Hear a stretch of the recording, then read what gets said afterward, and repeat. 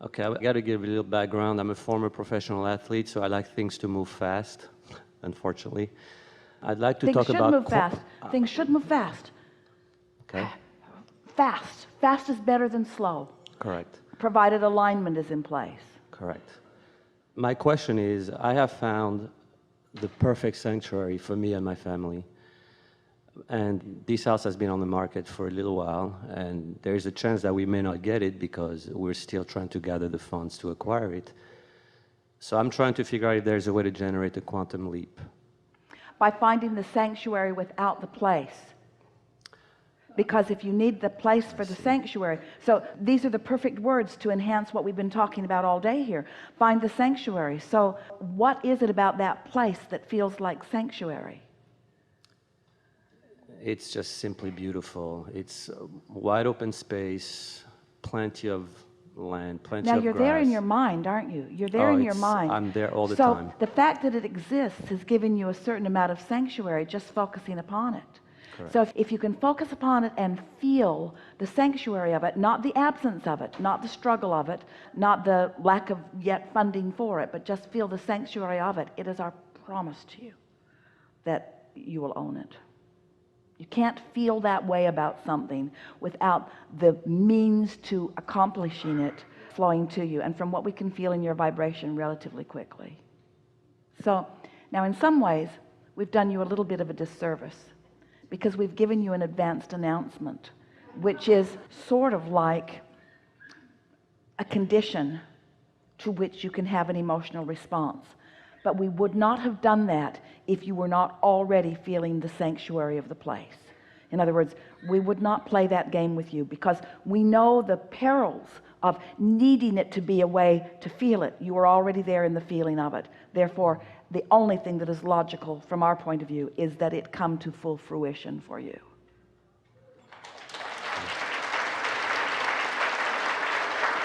Something more? That's it. Have fun with it.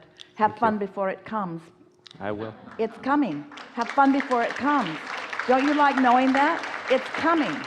Have fun before it comes. Can you do that? Can you have fun in the unfolding of it, in the evolving of it, in the not yet being of it? Or does it have to be before you let yourself have fun?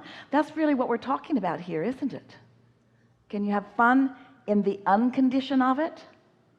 If you can enjoy the uncondition of it, the condition of it must come.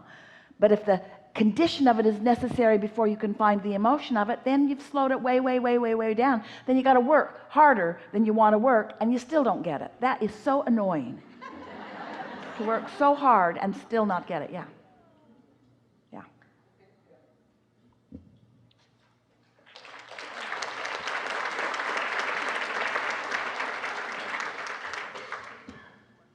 Thank you for accepting me. I was here actually a year ago, exactly in the hot seat. Yeah? I'm sure you don't remember me, but that's okay.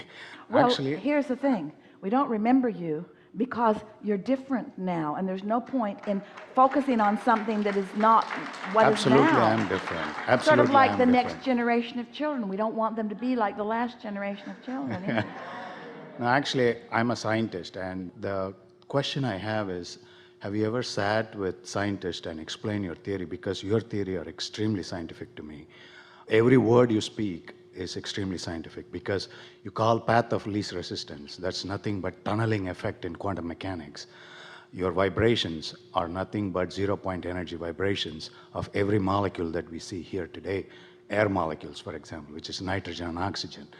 So each and every one of your concept, I equate it scientifically, and it makes perfect sense to me. That's what's nice about universal laws, because at the base of them is everything. Absolutely. Yes. But have you ever sat with quantum mechanics people, physicists and theoreticians, and tried to explain your theory and even come up with the mathematical foundation for your... Well, you are the manifestation of that for us. In other words...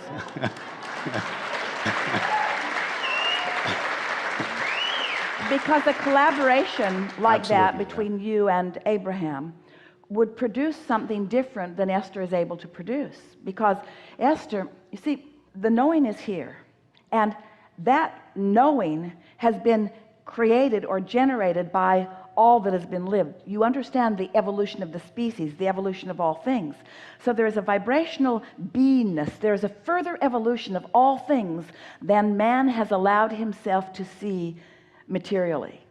Isn't that what the promise of science really is all about? Absolutely, yeah. So here's this vibrational reality, and Esther, without a scientific vocabulary, is receiving the vibration and using as many words as she can find to satisfy the intent that we are offering.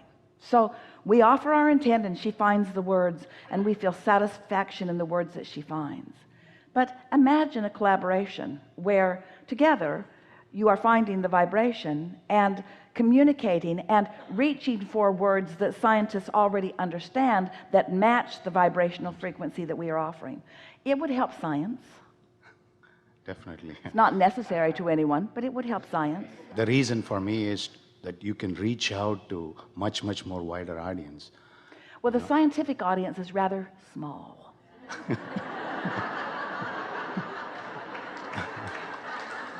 And stubborn. Stubborn, that's very and true. sort of set in the what is ways.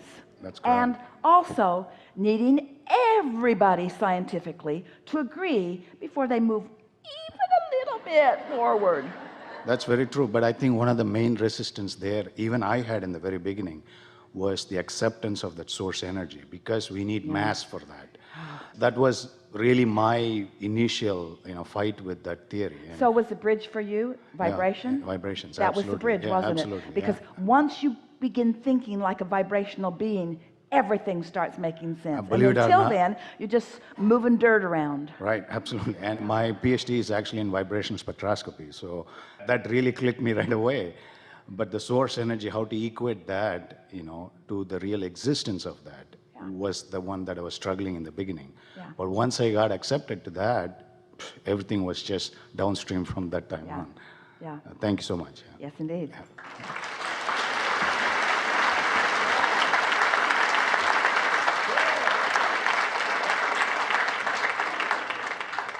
You're ringing Esther's vibrational bells. That sounds fun. That sounds really fun. That sounds really, really fun. Now what? Really, now you know that we've answered everything that you've come to hear about, yes? There isn't anything that we haven't talked about.